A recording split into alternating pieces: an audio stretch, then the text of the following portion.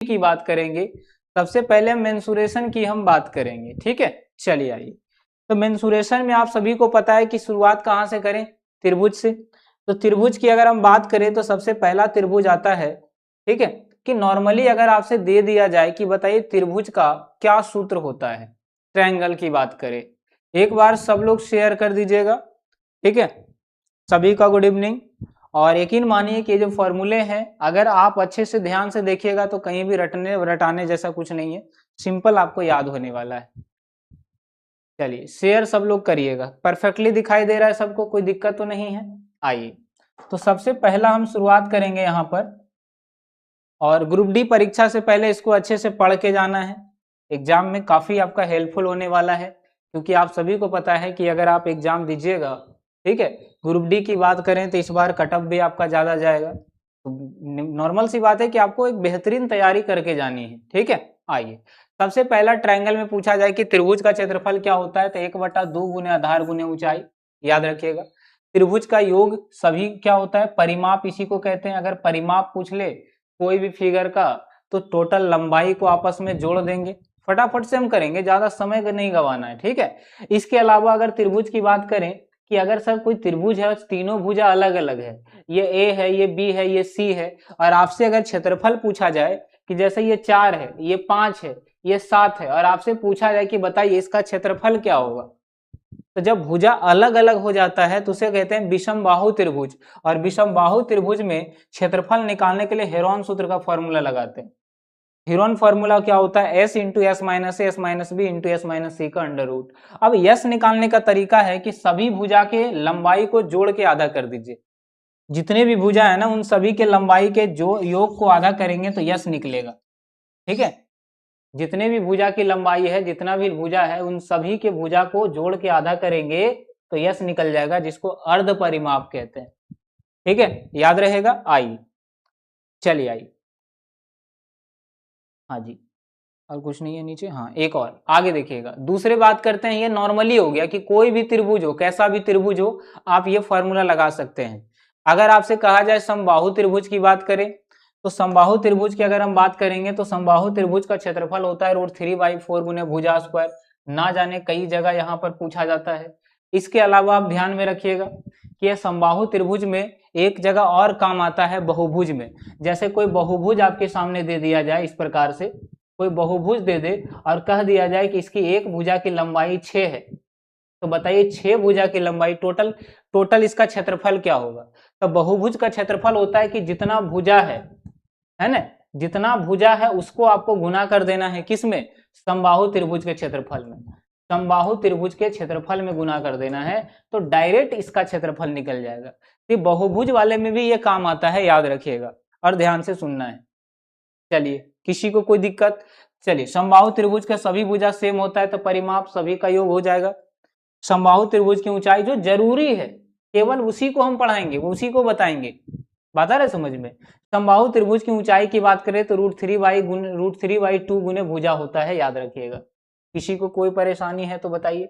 आगे समकोण त्रिभुज के बारे में तो बताने की आवश्यकता ही नहीं है किसी को कि समकोण त्रिभुज में क्या होता है। तो समकोण त्रिभुज की अगर बात करें तो ध्यान में रखिएगा कि समकोण त्रिभुज में, है ना, क्षेत्रफल निकालने का वही तरीका है जो नॉर्मल फार्मूला लगाते हैं, 1/2 गुने आधार गुने ऊंचाई, है ना। बाकी कुछ ट्रिपलेट है जो इसमें याद रखना है, पैथागोरस ट्रिपलेट होते हैं। ठीक है, चलिए कुछ ट्रिपलेट है, ट्रिपलेट हो जाएगा जैसे 8, 15, 17 का ट्रिपलेट।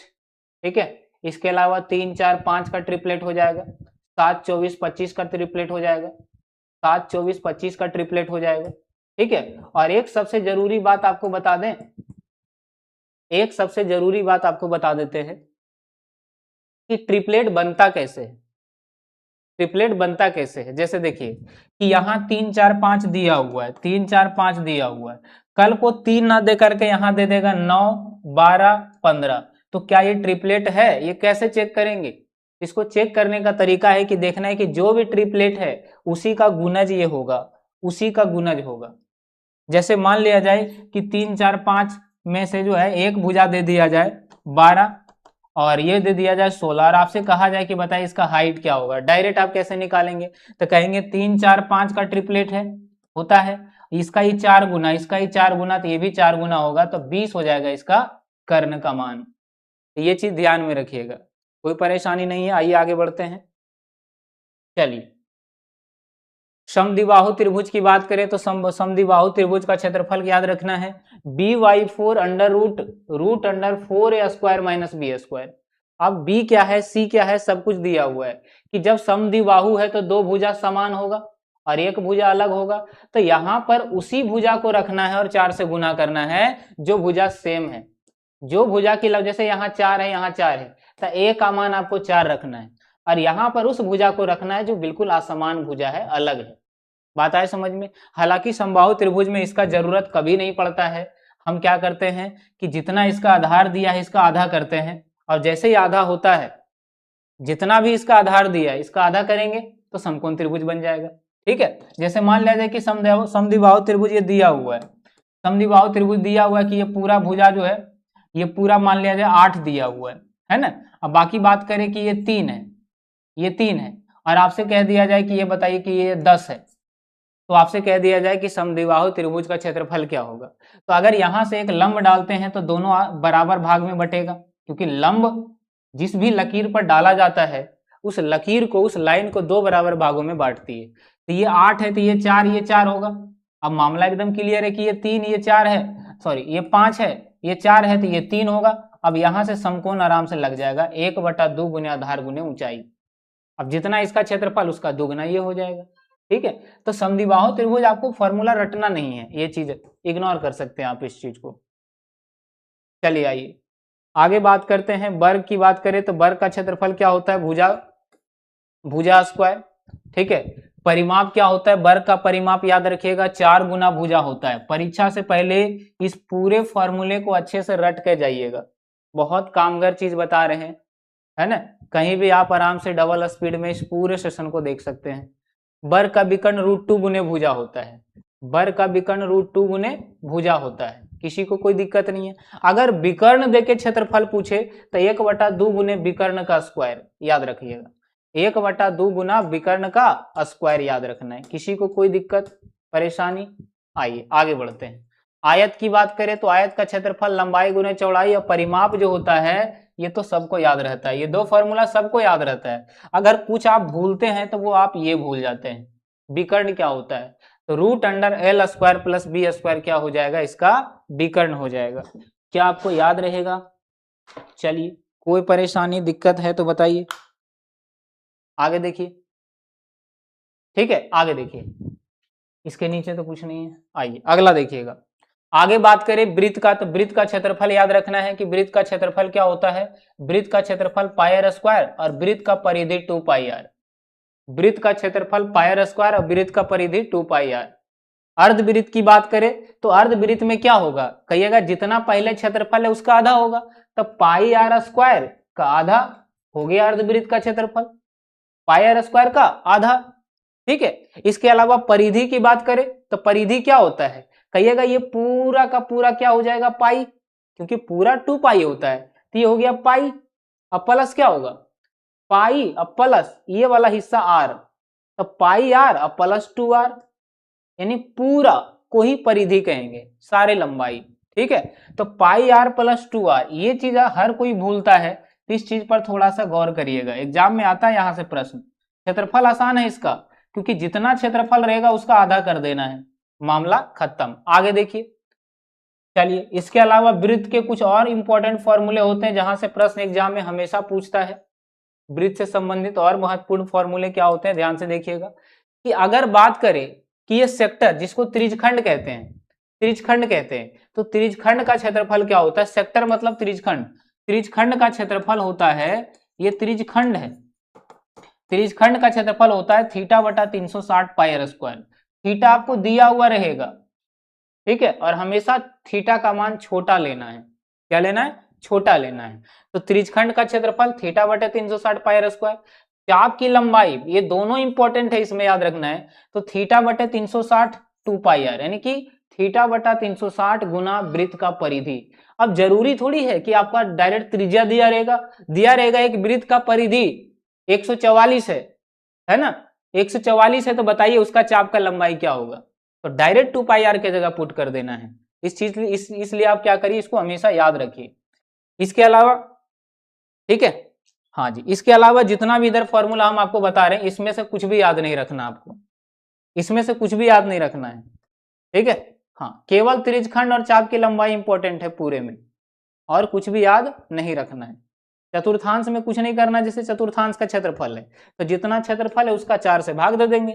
ये सब कुछ भी नहीं याद रखना, केवल इसमें दो ही चीज आपको याद रखना है, एक चाप की लंबाई और दूसरा क्या याद रखना है, त्रिज्यखंड का क्षेत्रफल। आगे देखिएगा, समलंब चतुर्भुज।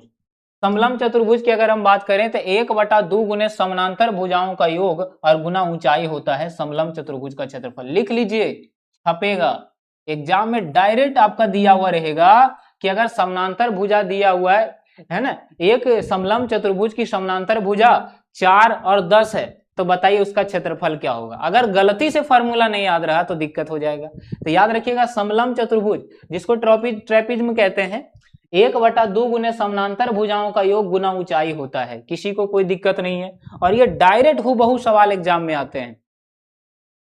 तो जितने भी नए बच्चे हो या पुराने हो, सब किसी के कॉपी में ये चीज नोट होना चाहिए, है ना। अगर आप बोलोगे तो हम पीडीएफ भी दे देंगे, कोई दिक्कत नहीं है, ठीक है। लेकिन अगर आप नोट कर लेंगे तो और अच्छी बात है, केवल सेलेक्टेड चीज, ठीक है। इसमें केवल एक ही फॉर्मूला याद रखना है, 1/2 गुने समानांतर भुजाओं का योग गुना ऊंचाई, याद रहेगा। आइए आगे देखिएगा, चलिए आगे देखिए। समांतर चतुर्भुज वो तो समलंब हो गया, ट्रेपिज्म हो गया, ये क्या है, पैरेललोग्राम है। पैरेललोग्राम मतलब समांतर चतुर्भुज। तो समांतर चतुर्भुज एक आयत के समान होता है, समांतर यानी आयत, सीधा समझिए कि ये आयत है, और आयत का जो क्षेत्रफल होता है वही इसका क्षेत्रफल होता है, लंबाई गुना चौड़ाई, ठीक है, यानी आधार गुना ऊंचाई।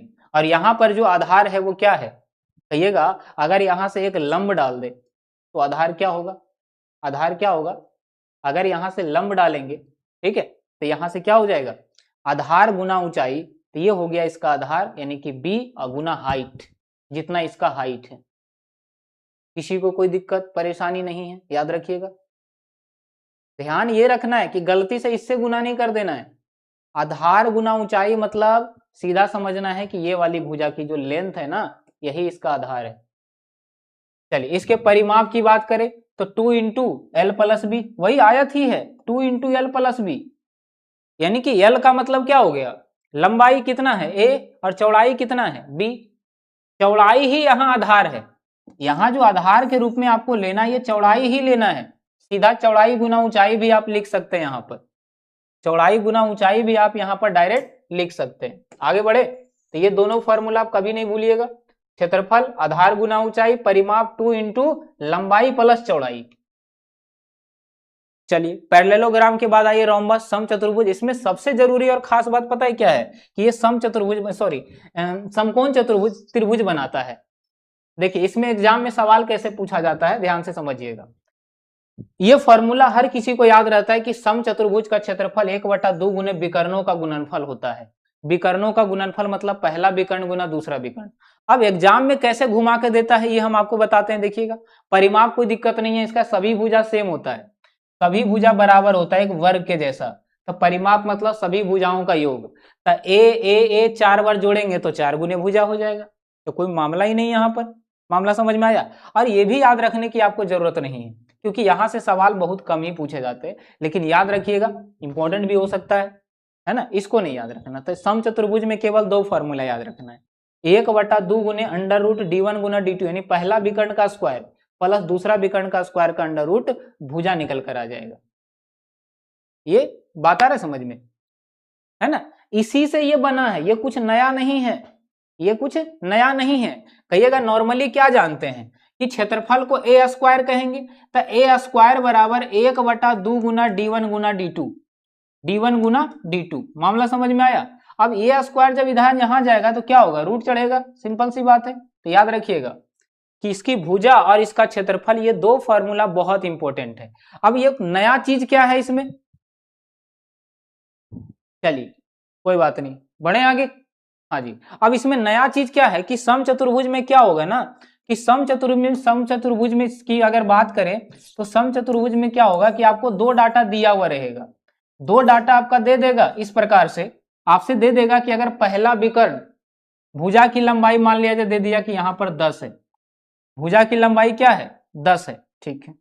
आपसे ये दे देगा, ठीक है, आपसे ये दे देगा कि अगर इसका एक विकर्ण का लंबाई ना दे करके, ठीक है, देखिएगा ध्यान से, एक विकर्ण का लंबाई इसका 24 मीटर है और इसका भुजा की लंबाई जो है वो 10 मीटर है, तो आपसे कहेगा कि इसका क्षेत्रफल क्या होगा, आपसे क्या कहेगा इसका क्षेत्रफल क्या होगा।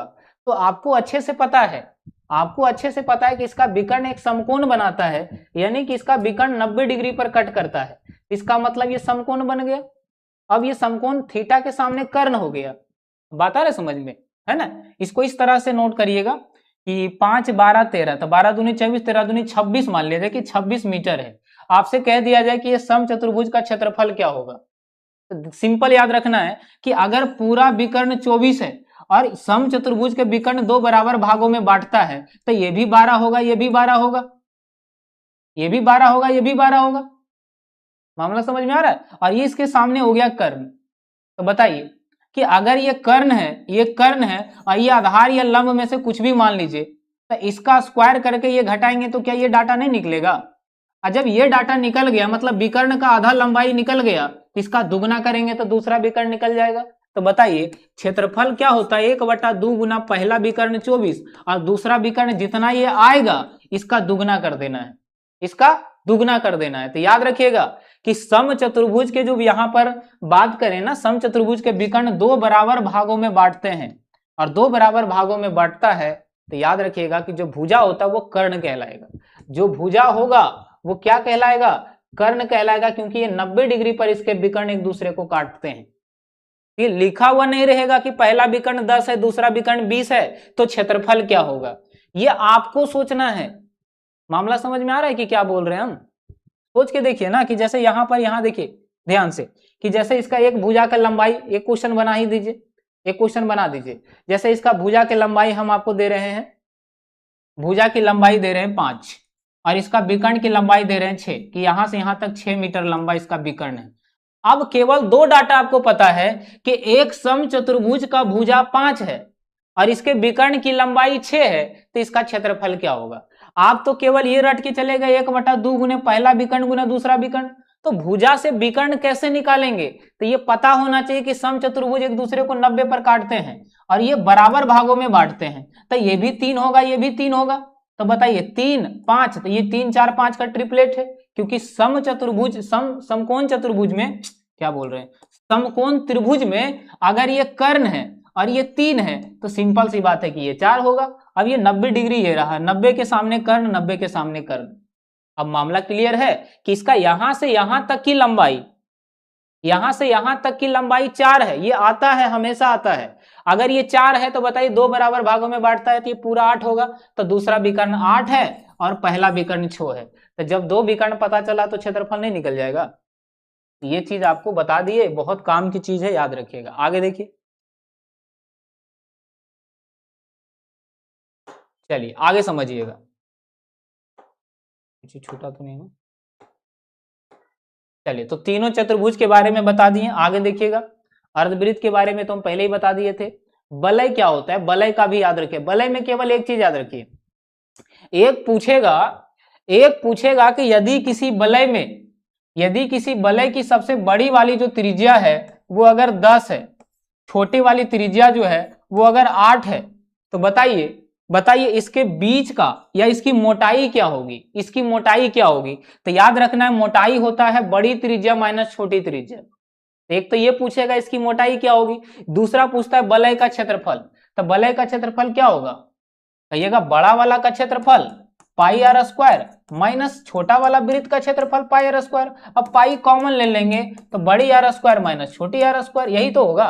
तो वलय का क्षेत्रफल क्या है, पाई इंटू बड़ी आर माइनस छोटी आर, मतलब बड़ा का क्षेत्रफल में छोटा घटा देंगे, बड़ा का क्षेत्रफल में छोटा घटाएंगे तो क्या निकलेगा, यही वाला हिस्सा निकलेगा ना, यही वाला हिस्सा निकलेगा क्षेत्रफल के रूप में। अगर इसकी मोटाई की बात करें तो दोनों त्रिज्या को घटा देना है, तो मोटाई माइनस क्या हो, मोटाई बराबर क्या होगा, दोनों त्रिज्या का अंतर, यही मोटाई है। त्रिज्यखंड आपको बता दिए पहले ही, कोई दिक्कत नहीं है। चलिए बात करते हैं हम, 2D खत्म हो गया, अब 3D की बात करते हैं। 3D में सबसे पहला याद रखना है सबसे पहला याद रखना है, घन की बात करें 3D में, अगर घन की बात करें तो घन का आयतन भुजा क्यूब होता है। ये सब जरूरी है, जो जरूरी है वही बता रहे। 6 गुना भुजा स्क्वायर, संपूर्ण मतलब बड़ा। अब बड़ा कब आएगा, जब 6 से गुना करेंगे। तो संपूर्ण क्षेत्रफल जब आप निकालिएगा तो 6 गुना भुजा स्क्वायर, और इसी का घन का वक्र पृष्ठीय क्षेत्रफल, घन का वक्र पृष्ठीय क्षेत्रफल 4 गुना भुजा स्क्वायर। ये चीज भी ध्यान रखना है कि घन की बात करें, वक्र का मतलब बाहरी, अब बाहरी मतलब चारों भुजा, तो चारों भुजा मतलब 4। और संपूर्ण की बात करेगा तो सतह भी लेना पड़ेगा, तो कितना सतह होता है 6, तो 6 गुना भुजा स्क्वायर। संपूर्ण में सतह शामिल करना है, और बाहरी वक्र का मतलब बाहरी बाहरी हिस्सा, तो बाहरी चारों तरफ ही होगा ना, क्योंकि घन है चारों तरफ बराबर, तो 4 गुना भुजा स्क्वायर। तो वक्र और संपूर्ण अच्छे से क्लियर करके पढ़ना है। चलिए बहुत अच्छे, बहुत अच्छे। एसएससी लवर मनीष कुमार, और कोई है क्या, कह रहे हैं सर जी एक बैच चालू कीजिए प्लीज सर आप। वेरी गुड, बहुत अच्छे हैं। नहीं, कोई बैच की जरूरत ही नहीं है आपको, ठीक है। हाँ जी, इतना बेहतरीन ढंग से हम आपको सारा चीज बता देंगे, कोई बैच का जरूरत नहीं है। आइए याद रखिएगा, एक सबसे जरूरी चीज जिसको जीवन में कभी नहीं भूलना है, ठीक है, ये होता है विकर्ण। तो घन का विकर्ण √3 गुने भुजा। देखिए आप कंफ्यूज कहाँ होते हैं, वर्ग का विकर्ण और घन के विकर्ण में, तो दोनों बता देते हैं। √2 गुने भुजा होता है वर्ग का विकर्ण, और √3 गुने भुजा होता है घन का विकर्ण। कैसे याद रहेगा, तो याद रखिए वर्ग क्या है 2D है, और घन क्या है 3D है। तो 3D में 3 आएगा, 2D में 2 आएगा। अब कभी नहीं भूलिएगा कि वर्ग और घन का विकर्ण कैसे होता है। मामला समझ में आया, याद रखने का तरीका बता दिए, ठीक है। चलिए भुजा Q 6a square 4a square और √3 गुने भुजा, बस इतना ही घन में याद रखना है आपको। चलिए आगे देखिए,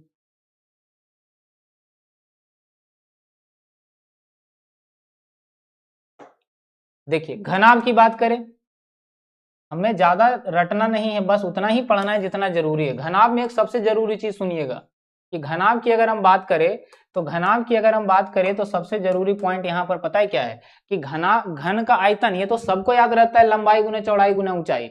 घन का संपूर्ण पृष्ठीय क्षेत्रफल total surface area 2 into L B B H plus L H, 2 into B H L B, 2 into B H L B plus B H plus H. आप इस चीज को रटते हैं, रटना नहीं, रटना नहीं। कैसे, देखिए जैसे मान लिया जाए कि L दिया है 2, B दिया है 4 और H दिया हुआ है आपका 5। आपसे पूछे संपूर्ण पृष्ठीय क्षेत्रफल क्या होगा, तो इन दोनों को गुना करिए। ये मत रटिए कि LB BH LH होता है। देखिए इन दोनों को गुना करिए 8, इसको इससे गुना करिए तो 5 चौका 20। अब पहला वाला को लास्ट से गुना करिए तो 5 दूनी 10। अब सबको जोड़ के 2 से गुना कर देना है, मामला खत्म, ठीक है। पहले इन दोनों को, फिर इन दोनों को, फिर पहला को लास्ट से, पहला को लास्ट से।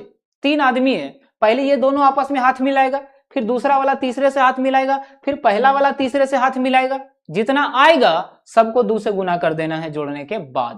तो क्यों रटना है 2 into L B B H L H. मामला समझ में आया, ठीक है। घनाभ का वक्र पृष्ठीय क्षेत्रफल, इसी को कहते हैं कमरे के चारों दीवारों का क्षेत्रफल, जिसको आपको रटना पड़ता है। तो रटना नहीं है, देखिएगा ध्यान से कि घनाभ का वक्र पृष्ठीय क्षेत्रफल ही कमरे के चारों दीवारों का क्षेत्रफल है। ये हमेशा पूछता है कि कमरे के चारों दीवारों का क्षेत्रफल क्या होगा, तो घनाभ का वक्र क्षेत्रफल ही कमरे के चारों दीवारों का क्षेत्रफल है। मामला समझ में आ रहा है। तो यहां होता है 2h into L plus B, 2h into L plus B. कैसे याद रहेगा, कहिएगा कि सर नॉर्मली अगर आयत रहता तो क्षेत्रफल एल गुना बी होता, तो एल बी तो है ही प्लस में, है ना। एक्स्ट्रा कमरा में क्या होता है, हाइट, लंबाई रहता है, चौड़ाई भी रहता है, एक कमरा में एक एक्स्ट्रा हो जाता है हाइट। तो हाइट याद रखिएगा 2h into L plus B, ठीक है, याद रहेगा। तो कमरे के चारों दीवारों का क्षेत्रफल ही घनाभ का वक्र क्षेत्रफल है, घनाभ का वक्र क्षेत्रफल है। मामला क्लियर है। आइए आगे बढ़ते हैं, बेलन की बात करते हैं। बेलन की बात करते हैं तो बेलन का आयतन क्या होता है, पाई आर स्क्वायर एच, ठीक है।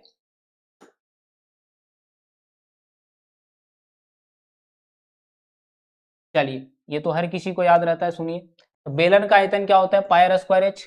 बेलन का वक्र पृष्ठीय क्षेत्रफल 2 पाई आर एच, 2 पाई आर एच। कैसे, कहिएगा बेलन में एक्स्ट्रा क्या होता है, यही तो होता है, यही तो होता है बेलन में एक्स्ट्रा। तो इसका परिधि क्या होगा 2 पाई आर, और एक्स्ट्रा जोड़ देना है इसका हाइट, तो 2 पाई आर और एच।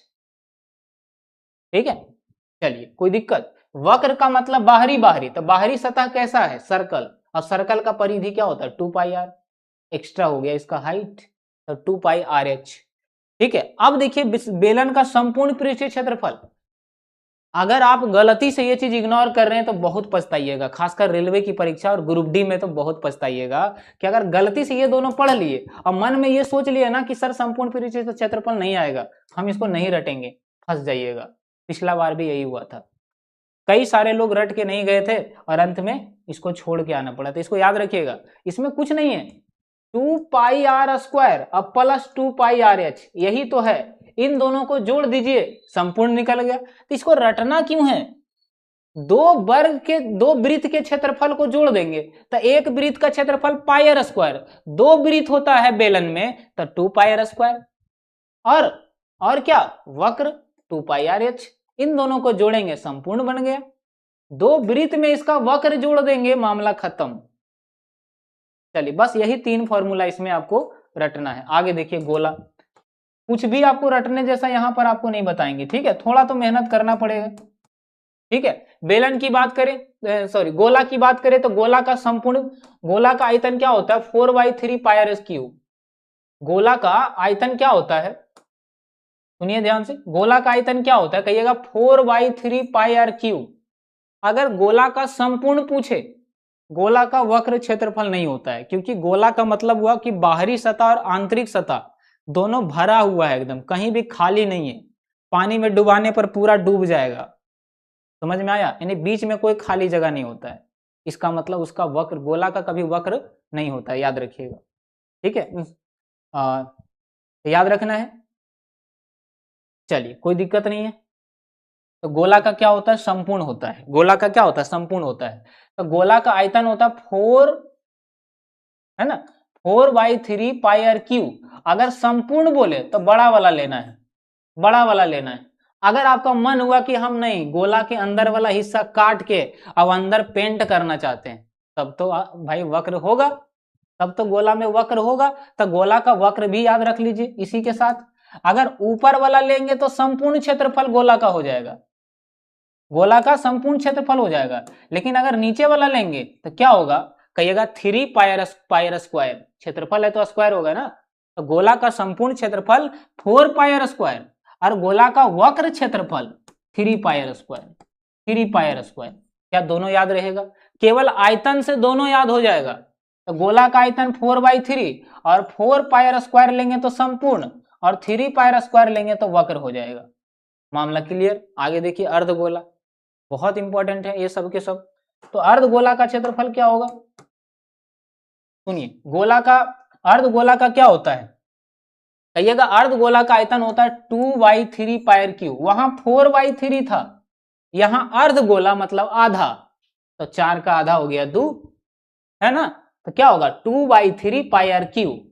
और अगर इसका बोले संपूर्ण, संपूर्ण बोले तो याद रखिएगा बड़ा वाला, अब आधा बोले तो इसका हो जाएगा छोटा वाला, यानी कि संपूर्ण की बात करेगा तो 3 पाई आर स्क्वायर, क्योंकि क्षेत्रफल में स्क्वायर होता है, तो देखिएगा, तो संपूर्ण क्षेत्रफल 3 पाई आर स्क्वायर, और गोला का वक्र, वक्र मतलब आधा, ठीक है, मतलब छोटा वाला, तो 2 पाई आर स्क्वायर लीजिएगा तो वक्र निकल जाएगा, दोनों हो गया। तो गोला अर्धगोला का रटने का चीज ही नहीं है, गोला अर्धगोला जो है वो समझने का चीज है, मामला समझ में आ रहा है। कह रहे sir you are not telling me, अभी इसमें बहुत कुछ बाकी है, आधा घंटा बीत गया, अभी खत्म नहीं हुआ एक टॉपिक, अगर बातचीत करेंगे आपसे तो बताइए कैसे काम होगा, ज्यादा लंबा वीडियो होगा तो रिवीजन आप कैसे करोगे। ठीक है, हम फ्यूचर सोच रहे हैं आपका और आप वर्तमान में जी रहे हैं, नाम ले लेंगे तो गोला याद हो जाएगा, गोला को गोल करना पड़ेगा बैठ के तब याद होगा। अब खोखला गोला को इग्नोर नहीं करना भाई, ठीक है, क्योंकि इसके पिछले बार जो आपका ALP हुआ था CBT 1 वहां भी आया है। खोखला गोला का कुछ याद करिए या ना करिए, लेकिन कम से कम इसका आयतन जरूर याद रखिए, बाकी ये दोनों भूल भी जाइएगा तो कोई दिक्कत नहीं है, वैसे तो आज तीनों रखना है, लेकिन अगर कुछ याद ना रहे तो इसका आयतन कम से कम याद रखिए। कैसे, कहिएगा कि अगर अंदर वाला हिस्सा को निकालना चाहते हैं तो क्या होगा, बड़का में छोटका घटा दीजिए। भाई पूरा बड़ा है, देखिए पूरा बड़ा है और ये छोटका हिस्सा काट के निकालेंगे तो क्या होगा, बड़ा में छोटका घटा देंगे तो निकल जाएगा ये बीच वाला हिस्सा, यही तो है बीच वाला हिस्सा खोखला गोला। ठीक है, तो क्या होगा, गोला का नॉर्मली आप क्या, सॉरी बेलन है ना, बेलन का आयतन आप क्या जानते हैं, पाई आर स्क्वायर एच। अब यहां दो सर्कल है तो एक वाला में आर क्या होगा, बड़ा होगा, एच तो दोनों का सेम होगा, यानी pi R square H minus pi R square H. मामला समझ में आया, दोनों को घटाने पर आयतन निकल गया। मतलब जो बड़ा वाला जो नॉर्मली बेलन का आयतन याद रखते हैं ना, जो नॉर्मली बेलन का आयतन याद रखते हैं उसमें क्या होता है, पाई आर स्क्वायर एच। अब खोखला है तो एक बड़ा वाला त्रिज्या होगा एक छोटा होगा, हाइट तो दोनों का सेम होगा तभी तो फीट आएगा। इसके अंदर दूसरा बोतल डाल दिए हम तो क्या होगा, कहिएगा हाइट तो सेम रहेगा, तो पाई आर स्क्वायर एच में पाई आर स्क्वायर एच घटा देना है। अब वक्र की बात करें तो क्या करना है, जो बेलन का नॉर्मली वक्र क्षेत्रफल होता है दोनों को जोड़ देना, एक बड़ा वाला आर एक छोटा वाला आर, तो 2 पाई आर एच बड़ा वाला और प्लस 2 पाई आर एच छोटा वाला, तो 2 पाई आर एच प्लस 2 पाई आर एच हो गया खोखला गोला का वक्र क्षेत्रफल। मामला समझ में आया, वही चीज है, बस इसमें दो त्रिज्या है तो दोनों को जोड़ देना है। टोटल सरफेस एरिया बात करें, इसको भी याद रखिए कि 2 pi into R plus H, R minus R, एक बार आर प्लस आर, एक बार आर माइनस आर, और एक्स्ट्रा कुछ जुड़ेगा वो है हाइट। वो क्या जुड़ेगा, हाइट। तो 2 पाई बड़ी आर प्लस छोटी आर इंटू बड़ी आर माइनस छोटी आर प्लस एच, तो गोला का संपूर्ण, यानी तीनों याद हो गया और कहीं रटने जैसा कुछ नहीं है, एक बार नजर डालिएगा फटाफट याद हो जाएगा। चलिए अगर आप कॉपी में ये सारा कुछ लिख लें तो और बढ़िया बात है, पीडीएफ चाहिए तो पीडीएफ दे देंगे, कोई दिक्कत नहीं है। ठीक है, देखिए शंकु का आयतन क्या होता है, 1/3 पाई आर स्क्वायर एच, याद रखिएगा 1/3 पाई आर स्क्वायर एच।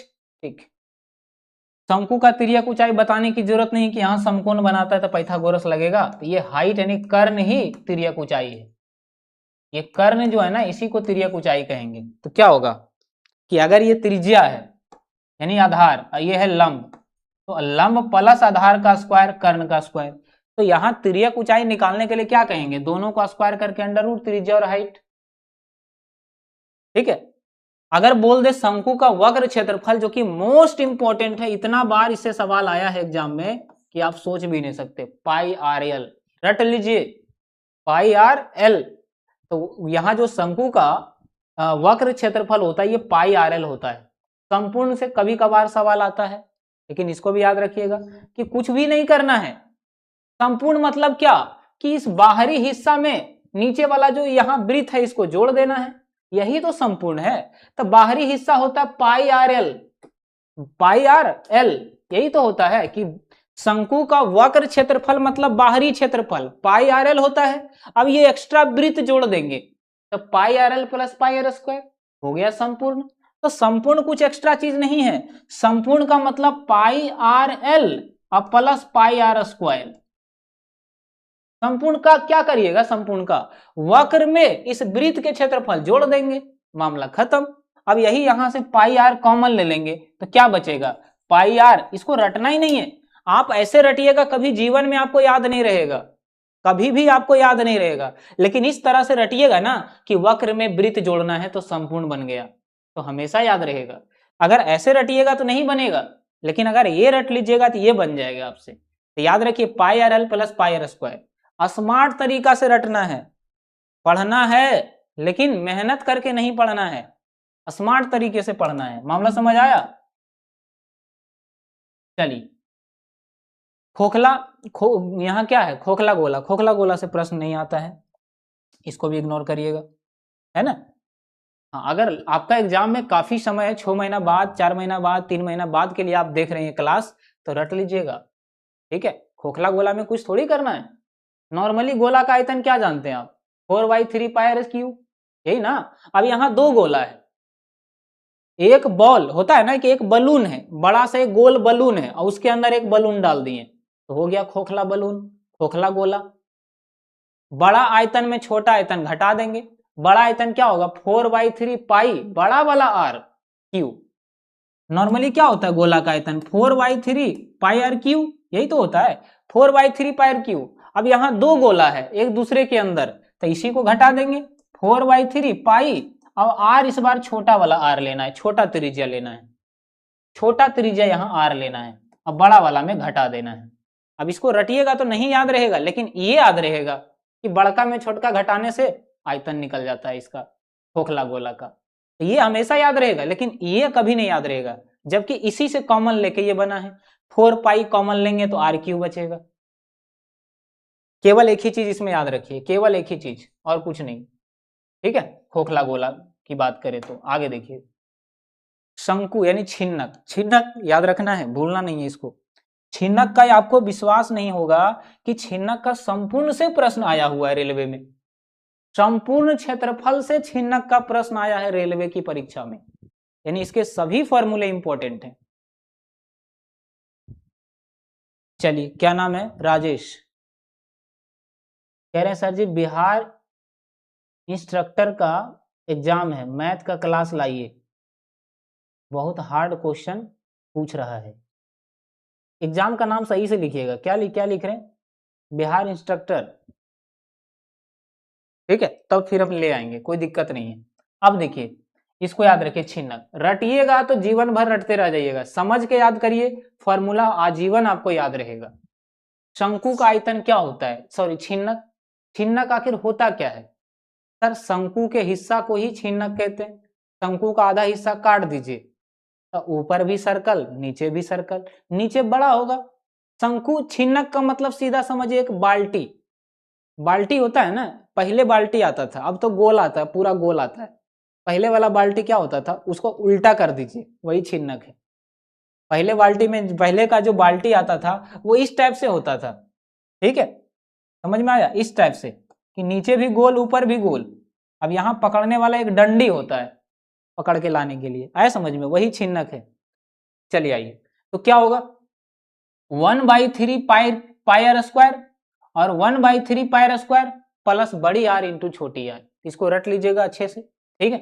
देखिए ये बना कैसे, ये बना कैसे कहिएगा, अगर नॉर्मली एक शंकु होता तो उसका आयतन क्या होता, ठीक है, उसका आयतन क्या होता कहिएगा, उसका जो आयतन होता 1/3 पाई आर क्यू हो जाता, पाई आर क्यू हो जाता।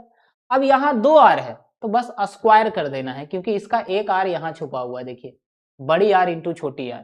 तो नॉर्मली क्या याद रखिएगा पता है, अगर आपको नहीं याद रहेगा तो छिन्नक का आयतन 1/3 pi R square plus 1/3 pi R square plus बड़ी आर इंटू छोटी आर, याद रहेगा। यहां पर बड़ी आर है तो 1/3 pi R square, 1/3 pi R square plus बड़ी आर इंटू छोटी आर। आप इस तरीके से याद रखो या फिर आप इसको रट लो, मामला वही है, ठीक है। तो इतना बड़ा रटने से अच्छा है, इतना बड़ा रटने से अच्छा है कि आप इसी को रट लीजिए तो ज्यादा अच्छा रहेगा, ठीक है। 1/3 पाई आर एच, आर बड़ी आर स्क्वायर प्लस छोटी आर स्क्वायर बड़ी आर इंटू छोटी आर।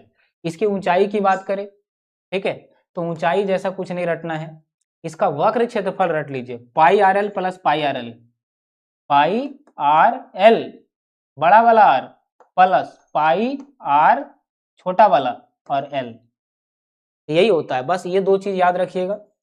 अब इसका संपूर्ण हर हाल में आपको रट लेना है। संपूर्ण क्या होगा, देखिए देखिए पाई एल बड़ी आर प्लस छोटी आर,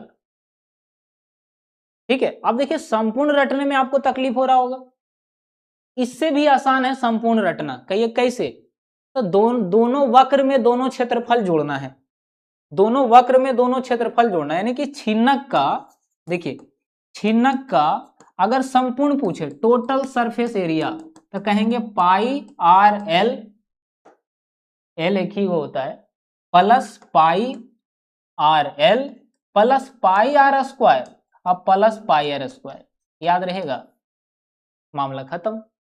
पाई आर एल बड़ा वाला, पाई आर एल छोटा वाला, पाई आर स्क्वायर बड़ा वाला यानी नीचे वाला और पाई आर स्क्वायर छोटा वाला, मामला खत्म। मामला समझ में आ रहा है क्या बोल रहे हैं हम, बस इतना ही करना है।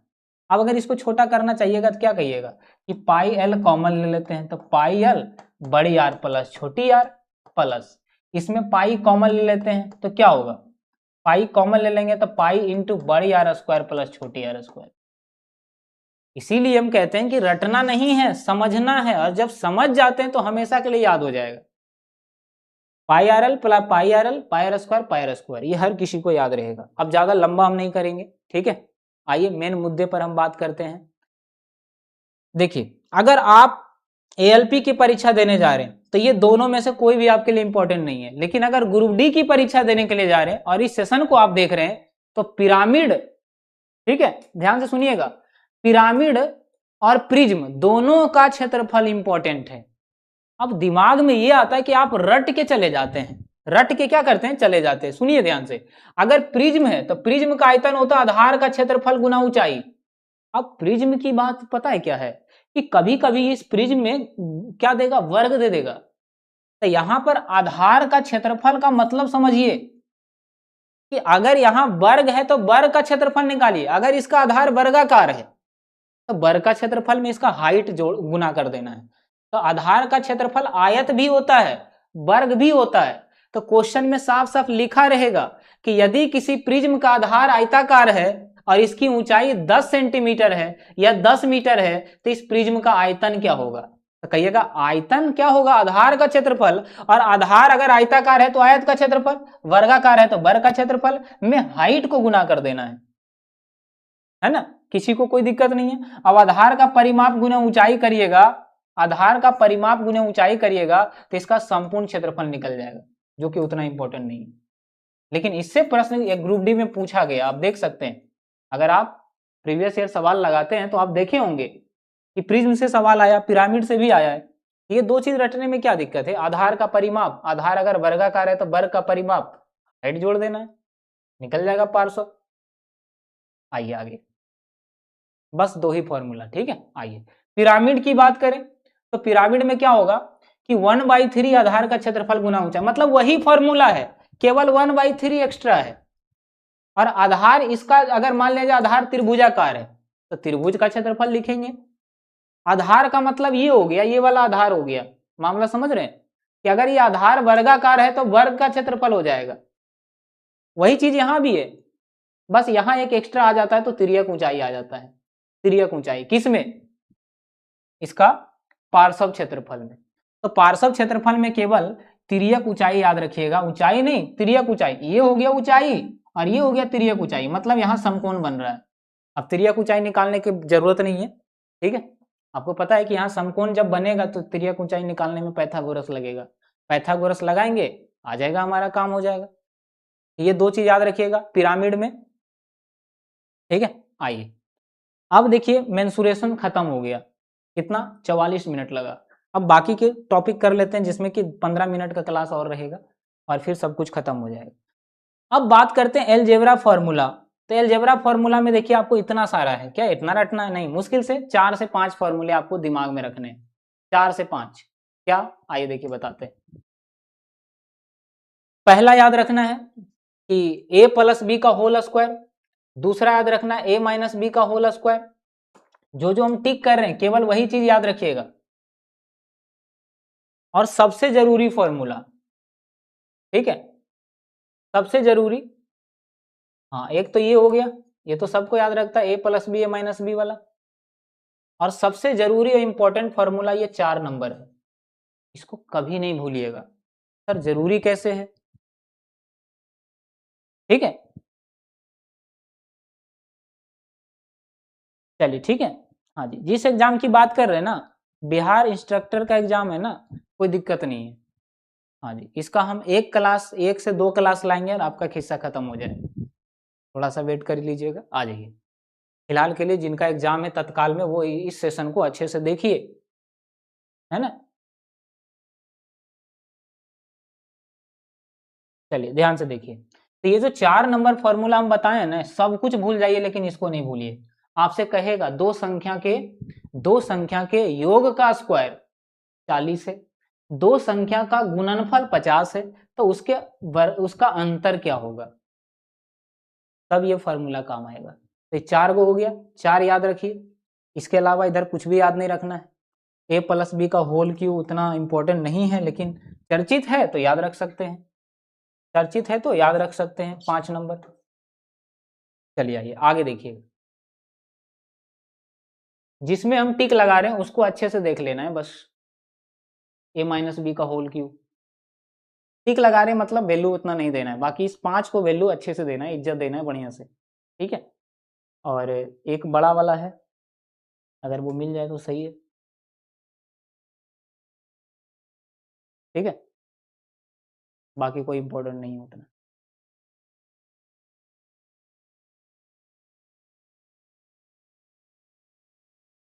हाँ ये रहा, देखिएगा ध्यान से, यहाँ पर ये जो चीज बता रहे हैं ना, ये 4 नंबर फॉर्मूला के बाद सबसे इंपॉर्टेंट फॉर्मूला की बात कर रहे हैं, और वो कौन सा है पता है?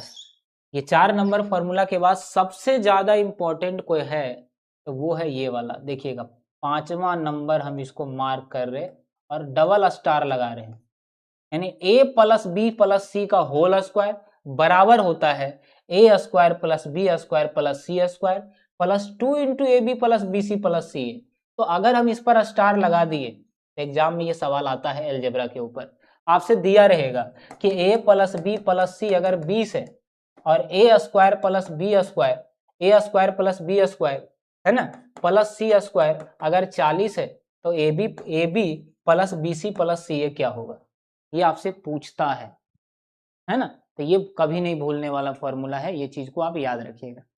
इसी के नीचे वाला माइनस वाला है ना, जबकि इसी से ये बना है तो केवल इसी को याद रखिए क्योंकि इसी से ये बना है, बस इसको इधर भेज दीजिए, इसको इधर भेज दीजिए, मामला वही है। तो केवल 5 नंबर याद रखना है, ठीक है। आइए 5 हो गया, 5 के बाद देखिए 6 नंबर फॉर्मूला को मार्क कर रहे हैं, इसको अगर लिख के डायरेक्ट याद कर लीजिएगा तो बहुत फायदा होगा, डायरेक्ट यहां से उठा उठा प्रश्न आता है। तो जो मार्क कर रहे हैं 6 से 7 ही हम मार्क करेंगे, ज्यादा नहीं करेंगे हम आपके लिए, ठीक है। चलिए बहुत अच्छे, आइए एक आखिरी ध्यान से देखिएगा, अब जिस पर हम मार्क कर रहे हैं उस पर नजर अच्छा से जाना चाहिए आप सबका, जिसको हम मार्क कर रहे हैं उस पर नजर अच्छा से जाना चाहिए, बस बस इतना ही, 7 नंबर। तो टोटल 7 फॉर्मूले ही हम इसमें बताए हैं, ठीक है, जिसमें से ये दोनों पर तो फिक्स सवाल है कि भाई एसएससी में तो काफी बार पूछा, 1000 बार कम से कम पूछा होगा इन दोनों से, ठीक है।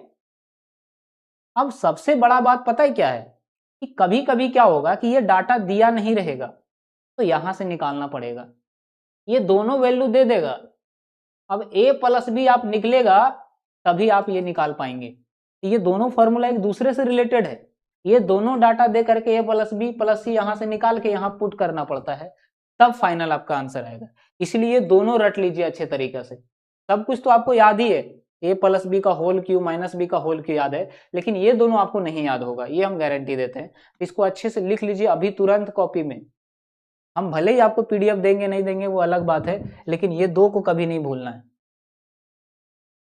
अब एलजेब्रा की सबसे खास बात आपको बता दें, एलजेब्रा की सबसे खास बात आपको बताने जा रहे हैं, सुनिए, बस इतना ही दो याद रखना है।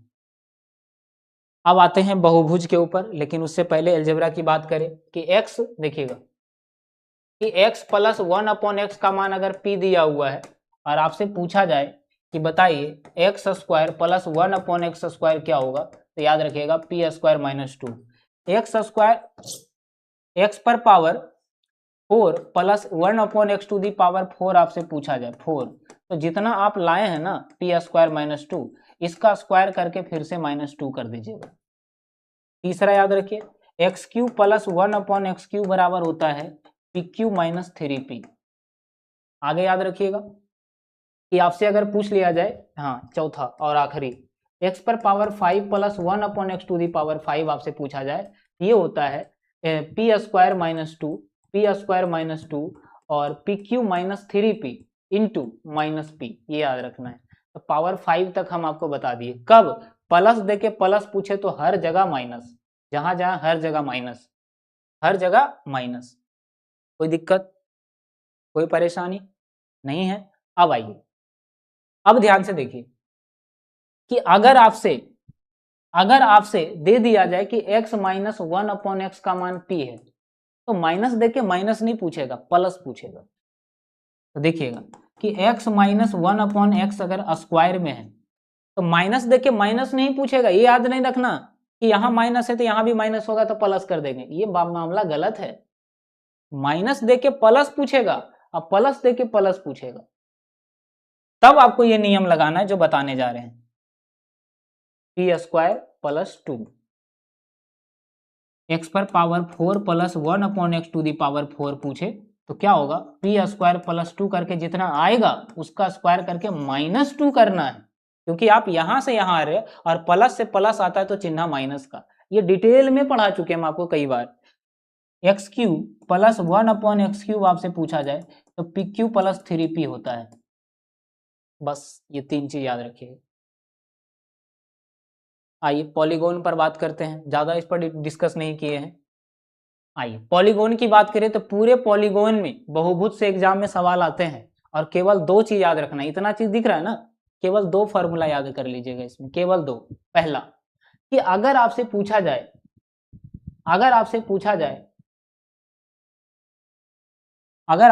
जाए कि प्रत्येक आंतरिक कोणों का योग क्या होता है, प्रत्येक आंतरिक कोणों का योग क्या होता है, तो n-2 इंटू 180। ये याद रहेगा क्या? ये याद रहेगा आपको? इसके अलावा आपको कुछ भी याद नहीं रखना, बस केवल एक याद रखिए। और एक जो दूसरा फॉर्मूला हम आपको बताएं, पता है क्या है? विकर्णों की संख्या। बहुत मजेदार चीज है, रीजनिंग से लेकर के मैथ तक में ये पूछता है कि विकर्णों की संख्या बराबर n इंटू n-3/2। अब एक सबसे फाइनल चीज याद रखिए, पता है क्या? सुनिए, आपको अगर पूछे कि बताइए भुजा का मान क्या होगा, भुजाओं की संख्या कितनी होगी, तो भुजाओं की संख्या बराबर होता है 360 बटा बाह्य कोण। 360 बटा बाह्य कोण याद रखिएगा। ये जो आखिरी चीज यहां बताए ना, ये जड़ी बूटी से कम नहीं है। कहिए कैसे? अभी बताते हैं इसका फायदा क्या है। ठीक है, ये जड़ी बूटी से कम नहीं है। कुछ समय के लिए सोच ले कि इससे सवाल नहीं आएगा, कुछ समय के लिए सोचे कि इससे सवाल नहीं आएगा, लेकिन इससे नहीं आएगा ऐसा हो नहीं सकता। कैसे? सुनिए ध्यान से। देखिए सवाल आपका दिया रहेगा कि यदि किसी बहुभुज का आंतरिक कोण, यदि किसी बहुभुज का आंतरिक कोण 60 डिग्री है, तो बताइए उसमें कितनी भुजा है, भुजाओं की संख्या कितनी है। तो आपको पता है कि आंतरिक कोण और प्लस बाह्य कोण दोनों मिला के 180 डिग्री होता है। अगर आंतरिक कोण अगर 60 डिग्री रखेंगे तो बाह्य कोण कितना होगा?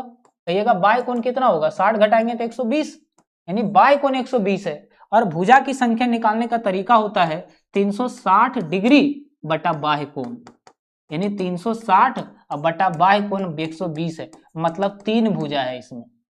कितना भुजा है? 3 भुजा। तो याद रखिएगा भुजाओं की संख्या बराबर 360 बटा बाह्य कोण।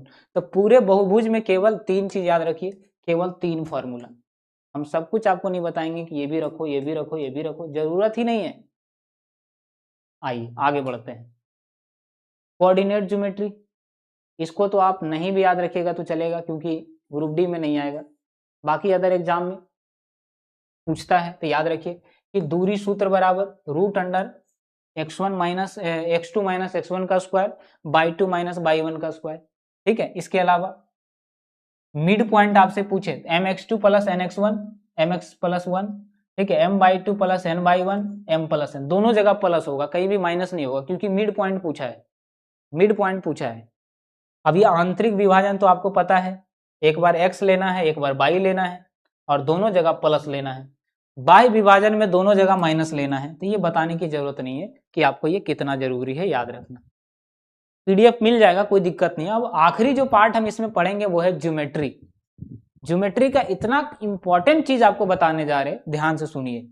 ये 2 चीज याद रहेगा, ठीक है। कुछ समय के लिए मान लीजिए कि ये चारों से प्रश्न नहीं आता है, ठीक है, कोई दिक्कत नहीं है, लेकिन ये चीज ये तो ध्यान रखना। देखिए याद रखने का तरीका भी हम आपको बता रहे हैं, याद कैसे रखना है। तो अगर आंतरिक है तो नीचे में हमेशा प्लस होगा, ऊपर तो होगा ही। और एक जोड़ा एक जैसा एक जगह रहेगा। देखिए एक्स एक्स एक जगह, बाई बाई एक जगह, तो M X two plus N X one बटा M plus one, M Y two plus N M Y one, N Y one बटा एम प्लस एन।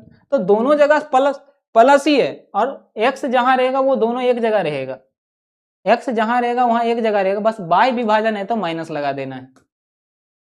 इसका जो स्लोप है ना, देखिए एएलपी सीबीटी 2 का अगर आप गलती से एक आध दिन सेट मारे हैं तो ईमानदारी से कमेंट में आप जरूर बताइएगा। अगर भविष्य में कभी भी आप वीडियो देखिएगा तो एक बात आप बताइएगा कि आपका सेट में यहां से सवाल आया है। हर एग्जाम में पूछा, एएलपी सीबीटी 2 की परीक्षा में हर प्रीवियस ईयर में ये सवाल पूछा है। मामला समझ आ रहा है? ये दो डाटा दिया हुआ रहेगा, ये दो डाटा दे करके आपसे पूछा है कि बताइए क्या होगा इसका मिड पॉइंट, तो होगा Y two minus Y one बटा X two minus X one. ये एएलपी सीबीटी 2 में हर सेट में प्रीवियस ईयर 19 में भी पूछा, 25 में भी पूछा। ठीक है, तो ये चीज ध्यान में रखिएगा। बाकी की चीजें आप चाहें तो रट सकते हैं, लेकिन कोई दिक्कत नहीं, आप नहीं भी रटिएगा, सारा चीज आपको दिखा दे रहे हैं, अगर जरूरी लगे तो इसको रट लेना है। हाँ जी, क्षेत्रफल तो सबको पता है कि जरूरी है ही, क्षेत्रफल जरूरी है ही। एन बाई क्या होता है क्षेत्रफल? 1/2 x1 by two minus by three plus x2 by three minus Y one plus x3 by one minus by two, यानी जहां से खत्म वहीं से शुरू, जहां से खत्म वहीं से शुरू, और x1 x2 x3। ठीक है, देखिए 1 2 3 ये याद रखना है, 1 2 3।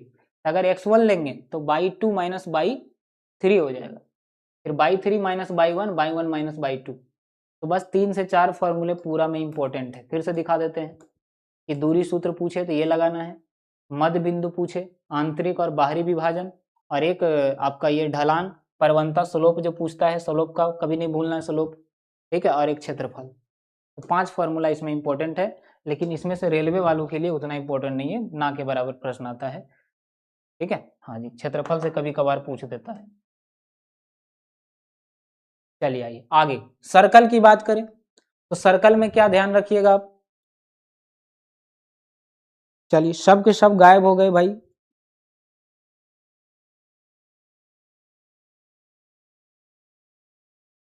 सब के सब गायब कहाँ हो गए? ठीक है, चलो भाई सबको बाहर वापस लाते हैं। बस 5 मिनट का और खेल है, ज्यादा देर का खेल नहीं है, केवल 5 मिनट।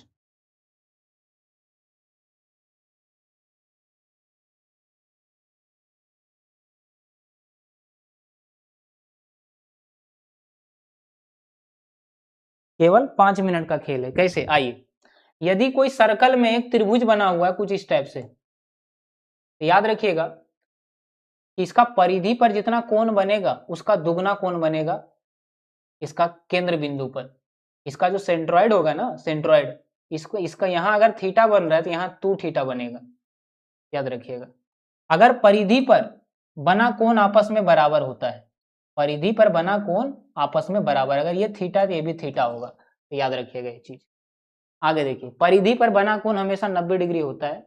अगर कोई व्यास से परिधि पर कोण बन रहा है तो बना कोण हमेशा 90 डिग्री होता है, याद रखिएगा। अब ये हॉस्पिटल रूल तो भूलना ही नहीं है कि अगर एक वृत्त को इस प्रकार से क्रॉस करे, एक वृत्त को, हाँ जी, इसका पीडीएफ मिलेगा, कोई दिक्कत नहीं है, पीडीएफ देंगे, कहाँ मिलेगा ये भी आपको बताएंगे। ठीक है, चलिए आइए देखिए, याद रखिएगा अगर ये सर्कल है और बाह्य बिंदु से एक रेखा प्रतिच्छेद करता है और 2 पॉइंट पर कट करता है, तो क्या करेंगे? पीए यानी पूरा, फिर आधा, फिर पूरा, फिर आधा, याद रहेगा। पीए, पीबी, पीसी, पीडी, भूलने का सवाल ही नहीं है समझ में। पहले हम पूरा जाएंगे नानी घर, ठीक है, फिर आधा दूर से घूर के आ जाएंगे कि दोबारा अच्छा नहीं लगेगा नानी घर जाने में। पहले पूरा जाएंगे और फिर आधा। अब यहां देखिए, अगर कोई वृत्त को बाह्य बिंदु से कोई रेखा स्पर्श करता हो, स्पर्श पॉइंट है, ये स्पर्श बिंदु है, टी, टी क्या है? स्पर्श बिंदु है। तो ये जो पीटी स्क्वायर होता है, ठीक है, ये पीए और पीबी के बराबर होता है, गुणनफल के बराबर होता है। यानी कि पूरा और फिर आधा का जो गुणनफल है वो पीटी स्क्वायर के बराबर होगा, जहां ये टच करता है, वहां पर। कभी नहीं भूलिएगा पूरा व आधा वाला मेथड। आइए आगे देखिएगा, बात करते हैं थेल्स प्रमेय। थेल्स प्रमेय की बात करें तो थेल्स प्रमेय का सबसे खास बात क्या है कि जितना भी भुजा कुछ भी ले लीजिए, सब क्षेत्रफल का अंडर रूट होता है। देखिए एडी बटा डीबी बराबर एई बटा ईसी, है ना, बराबर डीई बटा बीसी, ये आपस में बराबर होता है। फिर से सुनिएगा, बहुत जरूरी चीज है। एडी बटा छोटा वाला आपस में अनुपात में, और यहाँ छोटा वाला आपस में अनुपात होगा, और जहां पर ये दोनों विभाजित कर रहा है ना, ए बी को, ए सी को डी और ई बिंदु पर, वो दोनों अनुपात आपस में बराबर होगा।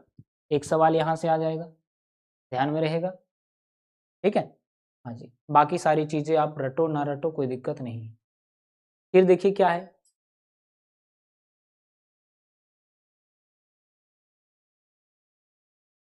ए डी ए बी, हाँ जी, यहाँ देखिए इन दोनों का, इसको छोड़ देना है, इसको याद रखना है, बहुत जरूरी है। देखिए ये ए डी का जो रेशियो है वो ए बी से है, उसी प्रकार से ए का रेशियो ए सी के साथ है, ठीक है, और उसी प्रकार से डी का रेशियो बी सी के साथ है।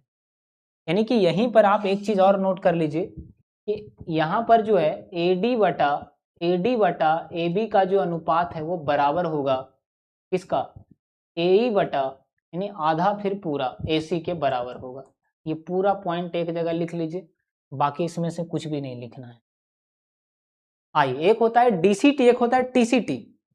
डीसीटी टीसीटी क्या होता है, सॉरी आईसीटी, ध्यान से देखिए क्या होता है, ध्यान से सुनिएगा। तो यहां पर अगर आपसे पूछे direct common tangent, TCT, direct common tangent में क्या होता है कि अगर आपसे पूछे कि बताइए ए बी का लंबाई क्या होगा, ए बी मतलब ये दूरी ए बी या सी डी, ये दोनों आपस में तो बराबर ही है। अगर दोनों का लंबाई पूछा, दोनों के बीच का दूरी दिया हुआ हो, दोनों के बीच का दूरी दिया हुआ हो, ये दूरी दे करके आपसे ए बी या सी डी का लंबाई पूछे, तो याद रखिए अगर कोई स्पर्श रेखा है दोनों वृत्त पर, तो स्पर्श रेखा को कहते हैं डीसीटी, डायरेक्ट कॉमन टेंजेंट, ठीक है। तो इसकी लंबाई बराबर होता है रूट अंडर डी स्क्वायर, मतलब दोनों के वृत्त के बीच की दूरी का square, minus R1 plus R2 का, R1 माइनस R2 का स्क्वायर। तो डीसीटी में माइनस होता है दोनों त्रिज्या के बीच में, और अगर टीसीटी रहे यानी कि टी मतलब याद रखिए टीसीटी होता है ये, ठीक है। तो टीसीटी मतलब टी फॉर तिरछा, तो याद रखिए जब तिरछा रहेगा उसको टीसीटी कहेंगे, और उसमें क्या होगा कि ये सीबीसी और एडी की अगर लंबाई का मान पूछे तो याद रखिए वहां प्लस लगेगा, तिरछा में प्लस लगेगा और सीधा सीधा में माइनस लगेगा, दोनों त्रिज्या के बीच में। ये दो इंपॉर्टेंट है, याद रखना है। जो फालतू चीज है वो हम आपको बिल्कुल नहीं बता रहे, जो जरूरी है वही बता रहे हैं आपको। आइए मिड पॉइंट आपसे पूछा जाए, देखिए क्या होता है कि थेल्स प्रमेय की बात करें तो इसमें क्या होता है, डी अगर आपको निकालना है तो ये बीसी का आधा होता है, बहुत इंपॉर्टेंट है, याद रखिएगा। अगर आपको डी निकालना है तो बीसी का आधा, यानी ये वाला भुजा दे करके आपसे ये पूछे कि अगर ये 10 है तो ये कितना होगा 5, अगर आपसे पूछे ये 2 है तो ये इसका दुगना होगा 4, यानी बड़ा वाला का आधा होता है ऊपर वाला, क्योंकि दोनों पैरेलल है।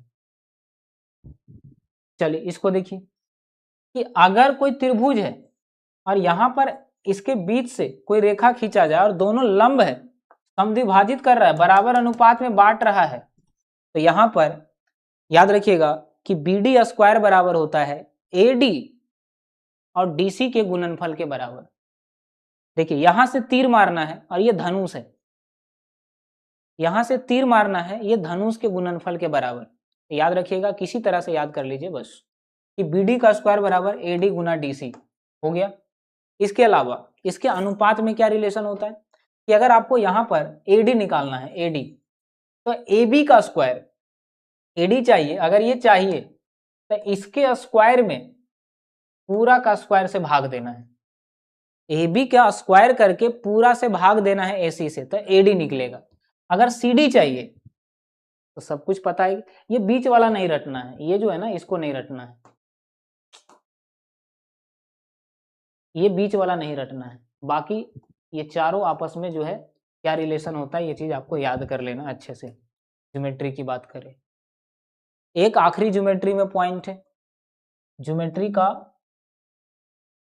एक ज्योमेट्री में आखिरी पॉइंट है, ध्यान से सुनिए इसको। क्या होता है यहाँ पर कि अगर कोई त्रिभुज में एक रेखा परपेंडिकुलर है, ठीक है, इसमें क्या समानता है, तो त्रिभुज का क्षेत्रफल जो होता है वो ए बी है ना, ए बी, और देखिए दो त्रिभुज है और दोनों आपस में समरूप है, दोनों आपस में क्या है, सिमिलरिटी है। तो सिमिलरिटी का क्या रूल होता है कि परिमाप सभी भुजा के अनुपात के बराबर होता है ना, सभी भुजा के अनुपात के बराबर होता है। यानी ए बी, इसका ले लीजिए डी, तो ए बी बटा डी, इसका ले लीजिए बी सी, तो इसका ले लेंगे ई एफ, ठीक है, ए सी, तो ए सी लेंगे तो इसका डी लेंगे। तो परिमाप में कोई दिक्कत ही नहीं है, मेन दिक्कत आता है इसका क्षेत्रफल में, जिसको आपको स्क्वायर के बराबर करना होगा, इसके भुजा के स्क्वायर के बराबर।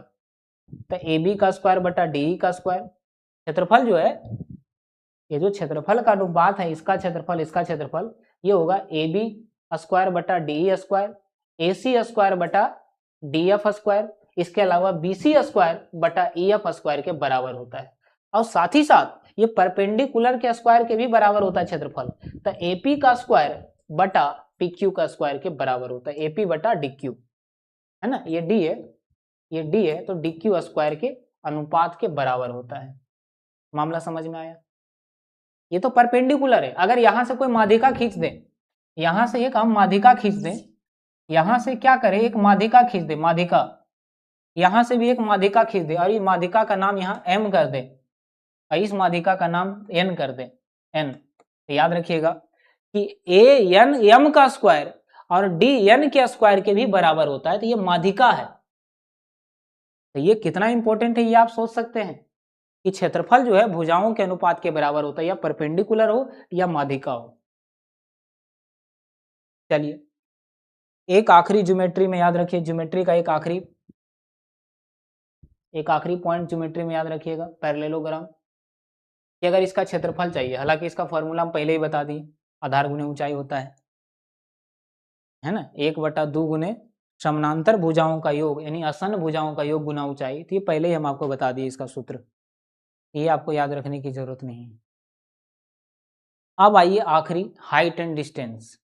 हाइट एंड डिस्टेंस में आपको अगर बिना पेन चलाए हाइट एंड डिस्टेंस के सूत्र जो है ना, बिना पेन चलाए आप हाइट एंड डिस्टेंस का क्वेश्चन करना चाहते हैं, तो ये रेशियो सबका याद रखिएगा। ये रेशियो कि अगर यहाँ थीटा का मान 60 डिग्री है, थीटा का मान अगर 60 डिग्री है तो इसके सामने √3 ये होगा, 90 डिग्री के सामने 2 ये होगा, और ये आपको दिया हुआ है ए। कहिएगा इसका कहाँ यूज है सर? आपसे कहा जाए कि यदि किसी मीनार के पाद बिंदु पर एक व्यक्ति खड़ा है, जब मीनार को देखता है तो 30 डिग्री का कोण बनता है। यदि व्यक्ति जो है वो 30 मीटर की दूरी पर है, तो मीनार की ऊंचाई क्या होगी? तो कहिएगा 30 मीटर दूरी √3 के बराबर है, तो जो दिया है भागा उसी से, और जो पूछे उससे गुना, तो ए का मतलब 1 से गुना, तो 30/√3 आंसर हो गया मीनार का ऊंचाई, 30/√3। तो बिना पेन चलाए बन जाएगा, अगर ये चीज याद रखिएगा। तो याद रखिएगा सिंपली कि 60 डिग्री के सामने √3 होता है, कि साइन 60 √3 होता है ना, tan 60 √3। अब 30 डिग्री के सामने एक रेशियो होता है, तो 1, 2 और ये √3 के बराबर। अगर 45 की बात करें तो ये दोनों भुजा सेम होगा, क्योंकि 45 के सामने दोनों सेम रहेगा, बस ये √2a के बराबर होता है। अब इसका वैल्यू क्या है ये तभी आपको समझ में आ रहा होगा जब पहले से आप कुछ पढ़े हो। अब जो नहीं पढ़े, पता है ये फालतू लग रहा होगा। पूरा हाइट एंड डिस्टेंस यही 6 टॉपिक पर खत्म है। कितना भी हार्ड हाइट एंड डिस्टेंस आ जाए, बिना पेन चलाए बना लीजिएगा कि एक पेड़ है, हवा से टूट गया और जमीन को छू रहा है, उसके बीच में 30 डिग्री और 30 मीटर की दूरी पर कौन बन रहा है, पेड़ की ऊंचाई क्या होगी, डायरेक्ट बना लीजिएगा, इससे डायरेक्ट इससे बन जाएगा, है ना। 15 डिग्री या 75 डिग्री वाला मामला कभी पूछता नहीं है, लेकिन अगर पूछ ले तो याद रखिएगा। चलिए अब देखिए, यहां से अगर 2 थीटा बन रहा है, यहाँ से 2 थीटा बन रहा है, तो याद रखिएगा कि यहाँ पर जितना दूर उतना छोटा एंगल बनता है, जितना नजदीक उतना बड़ा एंगल बनता है। तो अगर ये यहाँ से यहाँ तक की दूरी d है तो ये d/2 होगा और ये d/2√3 होगा। d का मतलब दूरी दिया है। मान लीजिए कि ये दूरी दे रखा है कि एक व्यक्ति है मीनार से इतना दूर है, अगर 10 मीटर चलता है, 10 मीटर चलता है तो इसके आंख और मीनार के शीर्ष से 60 डिग्री का कोण बनता है। तो बताइए मीनार की ऊंचाई कितना है? तो कहिएगा जितना दूरी चला वो तो d है। जब d का मान 10 दिया है तो मीनार की ऊंचाई d/2√3 है, तो 10/2√3 कितना होगा? 5√3 आंसर मीनार की ऊंचाई। कितना आसान है, समझ में आ रहा है? कितना आसान है, ये बात समझ रहे हैं आप? इग्नोर करिएगा, सोच रहे हैं कि ये सब बनाने में कितना मेहनत लगा होगा। आइए चलिए आइए ध्यान से समझिए। अगर दोनों 45-45 का मामला है तो ये d होता है, ये d/2√2 + 1 और d/2√2 + 1, ये दोनों सेम होता है, ये दोनों सेम होता है। यहाँ देखिए 45 और 60 का अगर मामला हो तो क्या कहेंगे कि अगर कोई व्यक्ति है यहाँ खड़ा है, शीर्ष को देखता है 45 डिग्री का कोण बनता है, अगर 20 मीटर की दूरी चला उसके बाद देखता है तो 60 डिग्री हो जाता है। तो बताइए मीनार की ऊंचाई कितना है? तो डी का मान 20 दिया है, 20 डायरेक्ट पुट करेंगे, आधा करके आंसर हो गया। ये बहुत इंपॉर्टेंट है पूरे हाइट एंड डिस्टेंस में, ठीक है, कि कौन कितना डिग्री और क्या माप होता है सबका। बस यहीं तक आज ये खत्म है, पूरा सब कुछ करवा दिए, इसमें कुछ बचा ही नहीं करने के लिए। और जो बच्चा इसको देख लिया समझ जाइए उसका बेड़ा पार है। और कॉपी में लिखा करिए फॉर्मूला, पीडीएफ देने का हम दे देंगे लेकिन फिर आप खोल के नहीं देखिएगा कभी, ठीक है। फिर भी अगर ज़्यादा लगे कि सर पीडीएफ भेज दीजिए तो कमेंट में ज़रूर बताइएगा। Take care.